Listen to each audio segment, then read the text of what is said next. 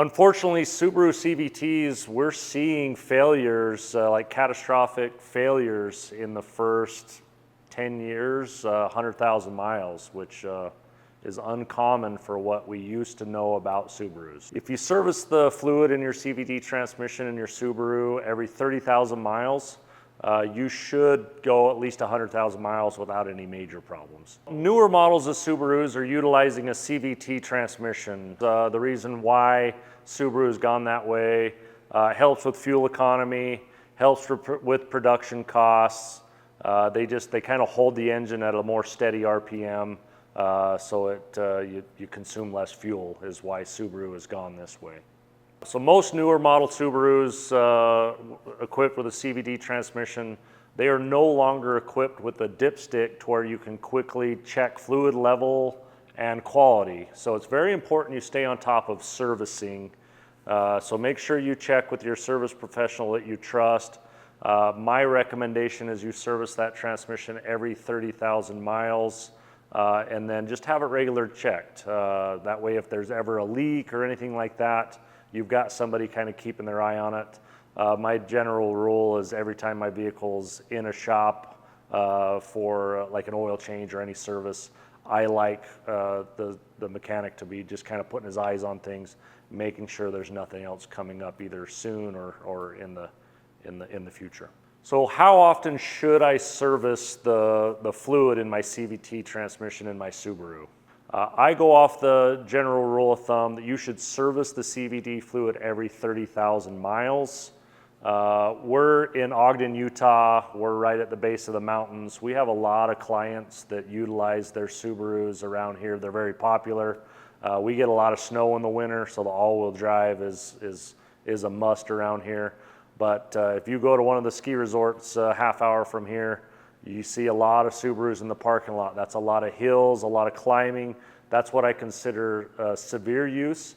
If you're using your Subaru for what's considered severe use, you might want to consider actually draining and refilling the fluid every 15,000 miles. Because once again, we've seen some failures on these as early as 50,000 miles.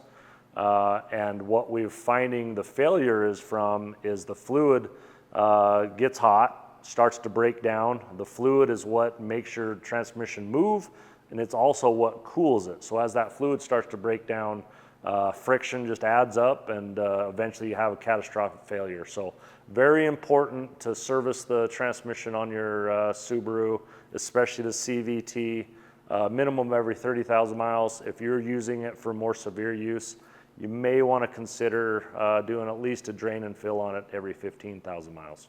So how do I service the fluid in my Subaru CVT transmission? So the most common way to service the fluid is just to simply do a drain and fill. You drain the fluid out, and then you fill it back up, and then you go through Subaru's procedure for verifying the fluid level is correct. Because once again, it doesn't have a dipstick like the good old days where you can just pull it out and say, oh, I'm dead on, or oh, I need to add 1 pint of fluid. So drain and fill it is one way.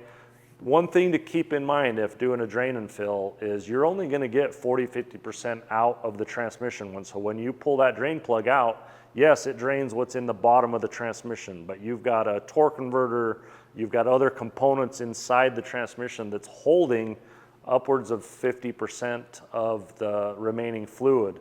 So what happens, you drain the old fluid out, you fill it up with new fluid. As soon as you start that engine and engage that transmission, it mixes all of that new fluid in with the old fluid.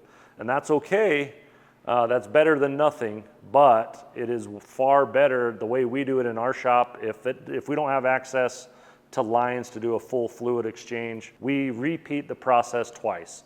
So we drain them, we fill them up with the correct Subaru CVT fluid, we start them up, we let them run for a little while, we run them through the gears, so park, reverse, neutral, drive. We do that several times. We shut the vehicle off, and then we start it all over again. We drain it out again, we top it off with more CVT Subaru fluid, and run it through the gears. and then we finish it off by going through a very specific process that Subaru has us do. A lot of times we're using a scan tool to verify transmission fluid temperature, while we're also pulling out, there's kind of like a fill plug that you fill to a certain level based on temperatures and stuff. Kind of a specific process. Very, very important part of it though. You never, it's more difficult to get the fluid level set correctly on these CVTs, but very, very important. If that fluid level's too high or too low, you can definitely cause yourself more problems by servicing it than if you just left it alone. Our preferred way to service a CVT transmission is to do a complete fluid exchange. So some of the Subarus still have access. Some Subarus still have an external transmission cooler that have lines or hoses that we have access to. If we have access to those lines or hoses, we can actually utilize our CVT transmission fluid machine to do a complete fluid service. So what that means is we actually add a cleaner into their current CVT fluid, and we operate the transmission for a good amount of time. That cleaner just kind of cleans up, just kind of build up and stuff inside the transmission. And the most important part is it has some agents that are like binding agents. So it kind of makes all that extra material stick to the existing fluid. We then turn your vehicle off after running it with those cleaners in there. We gain access to those hoses. We disconnect them from the cooler, connect them to our machine. We can then fill up the machine with generally about 10 to 12 quarts of the Subaru CVT fluid. We start the engine of your Subaru, start the machine, and it just slowly but surely pumps out old fluid into a waste oil tank as the machine pumps in the same amount of fluid at the same time. It keeps going through that process, just pumping in new fluid as it pumps out the old. Keeps going through an exchange until we get about 99% of that fluid out. That is by far the best way to do it. But unfortunately, a lot of these Subaru CVTs don't have access to those lines. We have to just do the drain and fill method. And once again, if we're doing it every 15,000 miles, I'm actually just draining them and refilling them once, just getting half the fluid out. If we're going a full 30,000 miles, we're actually doing 2 drain and fills per visit, and we've had excellent luck doing that. We've been able to get many of our customers well past the 100,000 mile mark. We've even got a few in the 200s without any failures, and that's the goal. So hopefully that information helped you. Is a CVT for Subaru reliable? How do I know when to service it, and how do I service it? We bring this info to you. We love to share the knowledge we have. In return, my ask would be that you like this video, consider subscribing to our channel so we can bring more information to you. And then hit us up in the comments. Whatever subject you would like us to talk about, we would love to hear from you and build content around what excites our viewers. Thank you.